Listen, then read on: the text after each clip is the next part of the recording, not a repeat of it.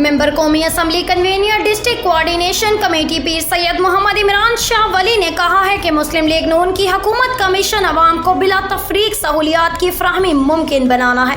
अवाम के मसाइल को तरजीही बुनियादों पर हल करना और फलाही मंसूबों की बरवक्त तकमील हुकूमत की अवलीन तरजीह है।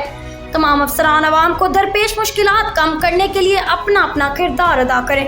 उन्होंने कहा कि हम सब एक फैमिली की तरह हैं और शहर के लोगों को दरपेश मसाइल हल करना हम सब की बुनियादी जिम्मेदारी है। उन्होंने पार्लियामेंट्रियंस और अफसरान पर जोर दिया कि गलतियों की फौरी निशानदही की जाए ताकि उन्हें बर वक्त दुरुस्त किया जा सके। वो यहाँ डिस्ट्रिक्ट कोऑर्डिनेशन कमेटी के इजलास की सदारत कर रहे थे, जिसमें मेंबरान पंजाब असम्बली राना रियाज अहमद, पीर वलायत शाह कग्घा, मलिक कासिम नदीम और डिप्टी कमिश्नर साहिवाल साइमाली समेत तमाम महकमों के अफसरान ने शिरकत की।